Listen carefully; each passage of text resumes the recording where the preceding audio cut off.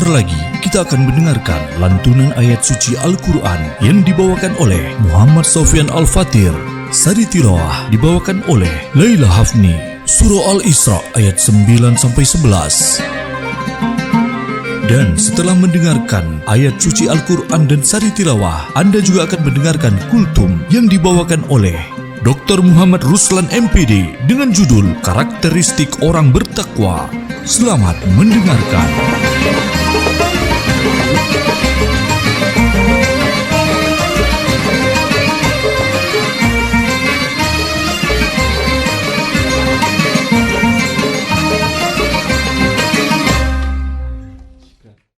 أعوذ بالله من الشيطان الرجيم.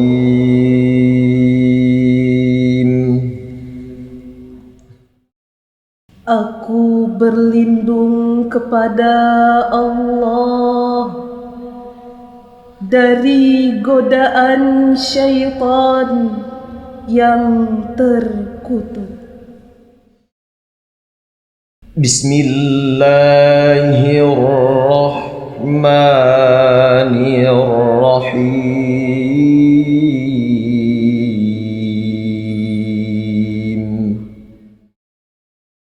Dengan menyebut nama Allah yang Maha Pengasih, Maha Penyayang.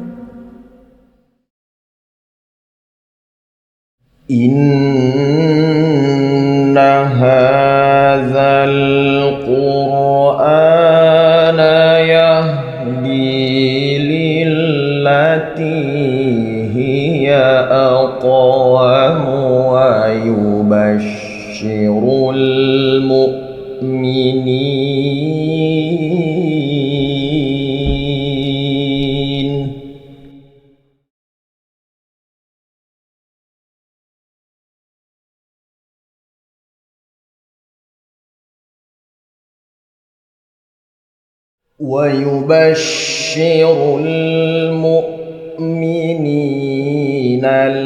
الذين يعملون الصالحات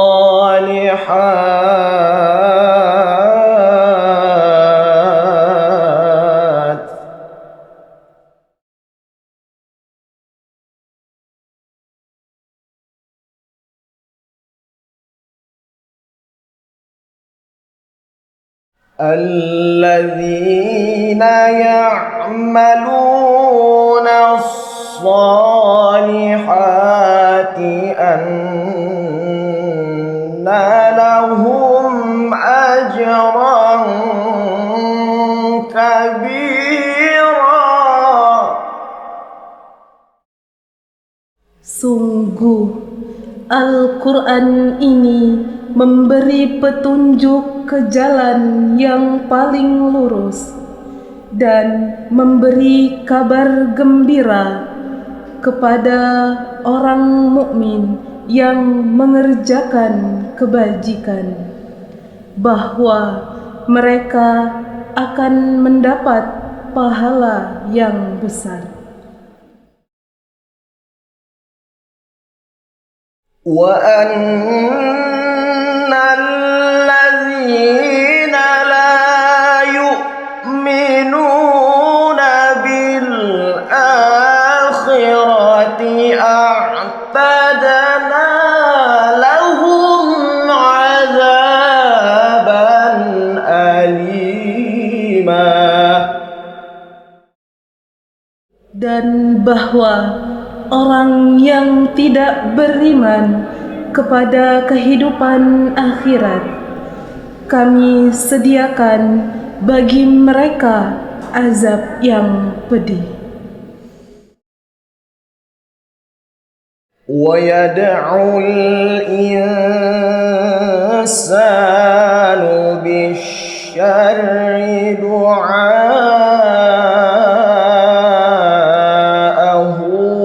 بِالْخَيْرِ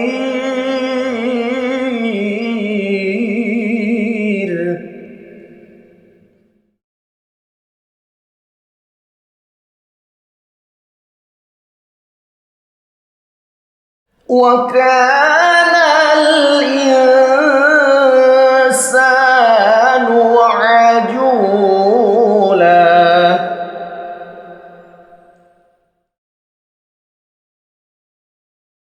وكان الإنسان عجولا. Dan manusia seringkali berdoa untuk kejahatan, sebagaimana biasanya dia berdoa untuk kebaikan. Dan memang manusia bersifat tergesa-gesa. Walhamdulillahi Rabbil Alamin.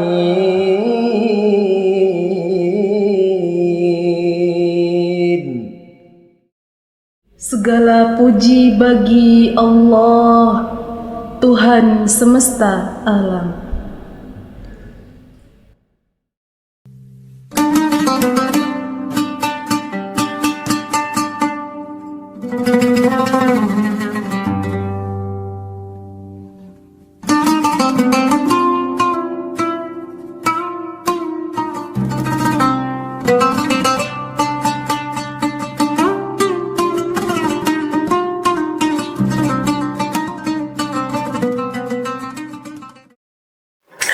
Assalamualaikum warahmatullahi wabarakatuh. Saudara pendengar yang dirahmati Allah Subhanahu wa taala. Allah Subhanahu wa taala menargetkan orang-orang yang berpuasa untuk meraih predikat takwa dari puasa yang ia kerjakan.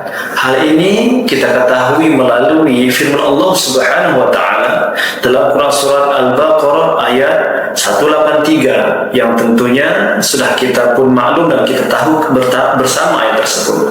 Ya ayyuhalladzina amanu kutiba alaikumus shiyam kama kutiba alal ladzina min qablikum la'allakum tattaqun.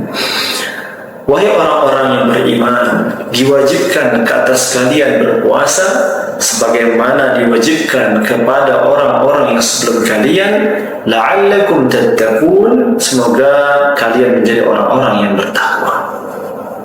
Saudara pendengar yang dirahmati Allah Subhanahu wa taala, kata takwa dalam ayat ini menunjukkan target yang sangat penting untuk kita ketahui, untuk kita ilmui, sehingga puasa yang kita lakukan tidak sekedar hanya sebatas ritual tahunan saja atau sebatas rutinitas yang tanpa makna, sehingga kita jangan sampai terjadi kepada kita yang Rasulullah menggambarkan ada orang-orang yang berpuasa itu rubba sa'imin laisa min siyamihi ilal ju' wal atas.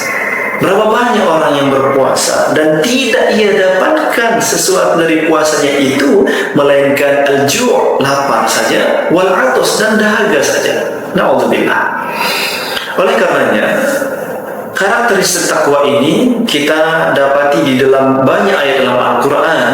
Namun rincian karakter takwa yang Allah gambarkan yang mudah untuk kita pelajari, kita hayati, dan kita amalkan tentunya terdapat di dalam awal surah Al-Baqarah. Di sana Allah Subhanahu wa taala menjelaskan karakteristik orang-orang yang takwa itu melalui Al-Baqarah 1-5. Allah berfirman, A'udzu billahi minasyaitonir rajim. Alif lam mim. Alif lam mim. Dzalikal kitabu la raiba fihi hudan lil muttaqin. Kitab Al-Qur'an ini tidak ada keraguan di dalamnya, petunjuk bagi orang-orang yang bertakwa. Siapa orang yang takwa itu, saudara pendengar? Allah melanjutkan ayatnya, alladzina yu'minuna bil ghaibi, yaitu orang-orang yang beriman kepada yang ghaib. Al-ghaib ini adalah al-umur as-sam'iyah, perkara yang tidak bisa kita indra, perkara yang tidak bisa kita lihat, kita dengar, kita rasa, kita pegang dengan tangan kita. Namun kita membenarkan dalam hati menurut pemberitaan yang didatangkan dari Allah dan Rasulnya dalam hadis, dan kita yakini itu bahwa itu benar. Allah itu ada, malaikat itu ada, jin itu ada, ruh itu ada, surga, neraka, itu semuanya akan kita hadapi. Maka perkara gaib tersebut ini merupakan sesuatu yang menjadi keyakinan yang kuat di dalam hati seorang yang bertakwa. Yang kedua, Allah lanjutkan, wa yuqimunas shalah, dan dia menegakkan salat. Tentu orang yang menargetkan puasanya melahirkan karakteristik takwa, maka ia pun harus menjaga salatnya. Janganlah sampai ia memperdulikan puasa begitu penting namun lupa mengerjakan sholat. Ini keliru, saudara pendengar. Maka sholat ini menjadi suatu yang Rasulullah gambarkan, as-sholatu imaduddin, sholat itu sebagai tiang agama. Maka ketika sudah ada tiangnya, maka hiasan-hiasan yang lain, bangunan-bangunan lainnya yang dapat ingin tambahkan, dindingnya, atapnya, jendelanya, dan lain-lainnya, semuanya akan menjadi kokoh, menjadi satu kesatuan di dalam pribadi seorang mukmin. Kemudian, cukupkah dengan karakter sholat saja? Tentu tidak. Maka Allah melanjutkan setiap ayat, wa yuqimunas shalah wa yu'tuz zakat wa mimma razaqnahum yunfiqun, wa yuqimunas shalata wa mimma razaqnahum yunfiqun, menginfakkan sebagian rezeki yang Allah berikan. Ini menjadi penting ketika seorang ruku kepalanya kepada Allah, menundukkan kepalanya kepada Allah melalui salat, sholih kepada Allah. Namun kata Buya Hamka dalam tafsirnya, seorang mukmin sejati tidak harusnya hanya sholih parsial satu arah kepada Allah saja, namun dia harus sholih kepada sosialnya. Maka dalam setiap rezeki yang Allah berikan, ia sadar, oh di dalam hartaku ini ada titipan dari Allah di dalamnya. Berikutnya, walladzina yu'minuna bima unzila ilaika wa ma unzila min qablik wa bil akhirati hum yuqinun. Orang yang bertakwa itu ia beriman kepada apa yang diturunkan Allah kepada Rasulullah SAW, yaitu Al-Quran, dan beriman kepada kitab-kitab yang diturunkan sebelum Rasulullah, yaitu Taurat, Zabur, dan Injil, dan kepada negeri akhirat ia meyakini. Oleh karenanya, lagi-lagi orang yang bertakwa itu sangat erat kaitannya terhadap Al-Quran, terhadap firman Allah, terhadap pesan-pesan Allah di dalam Al-Quran.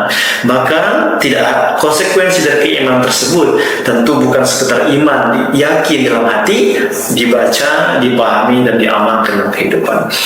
Kemudian di ayat kelima, jika karakteristik di ayat sebelumnya sudah didapatkan, maka Allah menjanjikan bagi mereka, ulaika ala hudam min rabbihim, mereka itulah orang-orang yang memperoleh petunjuk dari Rabb mereka, wa ulaika humul muflihun, dan mereka lah orang-orang yang beruntung. Saudara pendengar rahmati Allah Subhanahu wa taala, maka dalam momentum Ramadan ini, puasa yang kita kerjakan merupakan suatu yang sangat besar nilainya, sehingga siapa yang dapat mempertahankannya seperti orang yang menanam benih. Jika benih itu sudah dirawat, dijaga, diberi pupuk, dijaga dari hama-hama, ini semua akan dia tuai dalam bentuk pahala puasa, pahala dari puasanya, sehingga akan mendapatkan derajat takwa. Namun apakah semua benih itu akan jadi? Tentu tidak. Ada benih yang rusak, ada benih yang dimakan hama, ada benih yang tidak menghasilkan buah ataupun hasil yang sesuai dari harapan petaninya. Oleh karena itu, dalam nuansa Ramadan ini, kita rawat nilai-nilai pahala puasa itu yang datangnya mungkin dari lisan kita, dari mata kita, dari indera kita. Kita jaga semua itu. Dari hal yang membatalkan puasa, kita sudah menuntaskan itu, tidak kita makan dan minum, tidak kita menuruti syahwat kita di bulan Ramadan ini. Namun yang tak kalah penting sebenarnya, kita jaga nilai-nilai yang dapat mengutuhkan nilai pahala puasa kita, agar tidak tergerus, tidak menguap seperti benih yang gagal dipanen itu. Maka oleh karenanya, puasa ini harus kita jaga nilai-nilai yang ada di dalamnya tersebut dengan ilmu, dengan semangat. Karena Allah Subhanahu wa taala berjanji, puasa ini adalah untukku dan aku yang akan memberikan pahalanya langsung, ganjarannya kepada orang yang berpuasa itu. Setelah mendengar rahmat Allah, begitu besar besarnya pahala puasa, sehingga di dalam satu riwayat Thalhah bin Ubaidillah pernah menceritakan mimpinya kepada Rasulullah. Ya Rasulullah, aku melihat saudaraku dari Yaman 2 orang yang kemana pun selalu bersama. Ya, selalu bersama. Seperti Upin Ipin lah kalau kita lihat di film-film itu. Kemana-mana sama. Namun saudara yang pertama syahid di medan jihad, yang kedua wafat setahun setelah itu. Maka dalam mimpinya Thalhah melihat ketika Allah memanggil kedua orang ini, kedua saudara ini, kedua orang yang selalu bersama ini, orang yang dipanggil duluan itu menurut prediksi Thalhah harusnya adalah orang yang mati syahid. Namun saudara pendengar, yang dalam mimpi Thalhah ini yang dipanggil adalah saudaranya yang mati setahun kemudian.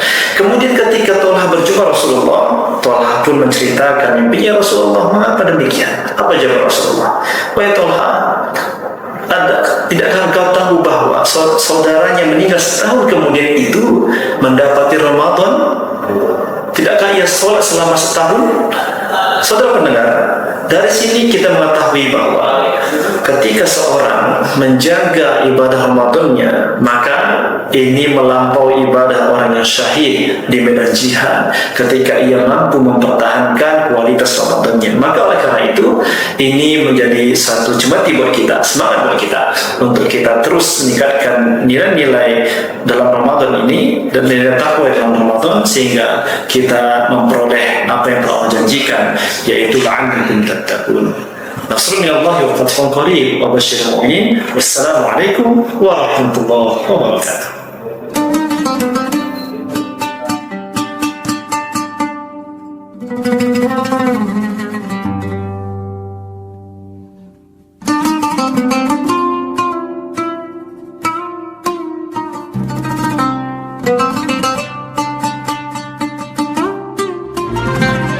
Terima kasih Anda telah mendengarkan pembacaan ayat suci Al-Quran dan sari tilawah serta kultum.